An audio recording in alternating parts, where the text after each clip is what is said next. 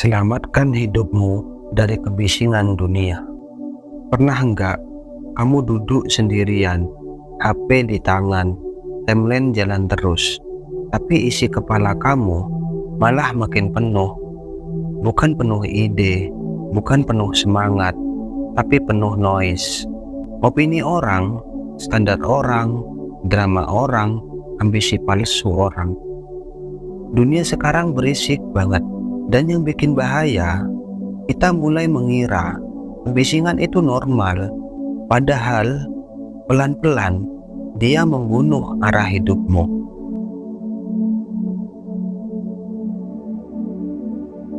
Sekarang gini, setiap hari kamu diserang, harus sukses di umur sekian, harus kaya, harus bahagia terus, harus punya ini, itu. Dan semua itu datang tanpa kamu minta, dari HP, dari media, dari komentar orang yang bahkan gak hidup bareng kamu.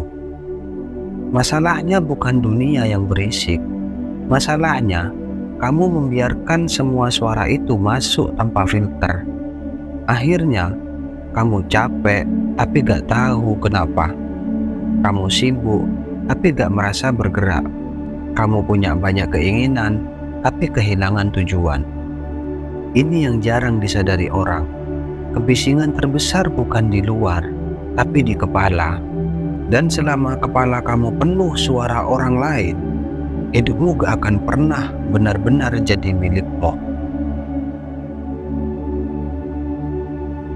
Kebisingan gak langsung menghancurkan hidupmu. Dia bekerja halus. Pertama, dia bikin kamu sulit untuk fokus, mudah cemas, selalu merasa kurang. Lalu pelan-pelan kamu hidup reaktif, bukan sadar. Kamu bergerak karena takut tertinggal, bukan karena tujuan. Kamu mengejar validasi, bukan makna. Yang paling parah, kamu kehilangan keheningan. Padahal keheningan itu penting. Disitulah pikiran jernih, keputusan matang, arah hidup dibentuk. Tanpa hening, kamu cuma jadi produk algoritma dan opini publik. Ini bagian pahitnya. Dunia gak akan berhenti berisik, cuman karena kamu kewalahan. Timeline tetap jalan, orang tetap pamer, berita tetap datang, drama tetap viral. Dan kalau kamu hancur, dunia akan tetap lanjut. Makanya, menyelamatkan hidupmu dari kebisingan bukan tugas dunia, tapi itu tugas kamu. Kamu harus berani bilang cukup, dan gak semua harus aku dengar, dan gak semua harus aku ikuti. Karena kalau kamu menunggu dunia tenang dulu baru hidup sadar, spoiler, gak akan pernah terjadi. Banyak orang salah paham, mengurangi kebisingan bukan berarti antisosial, bukan berarti lemah, bukan berarti gak update. Justru sebaliknya, orang yang kuat tahu kapan harus diam, tahu kapan harus menjauh, dan tahu suara mana yang layak didengar. Keheningan itu ruang untuk latihan mental. Di sana, kamu belajar mendengarkan dirimu sendiri, menghadapi pikiran tanpa distraksi, dan memilih arah, bukan ikut arus. Makanya, orang-orang besar dalam sejarah filosofi, pemimpin, pemikir, mereka semua punya satu kesamaan. Mereka nyaman dengan sunyi. Sekarang yang paling penting, praktis, bukan motivasi kosong. Ini beberapa langkah nyata. 1. Kurangi input, bukan niat. Masalahmu bukan kurang niat, tapi kebanyakan input.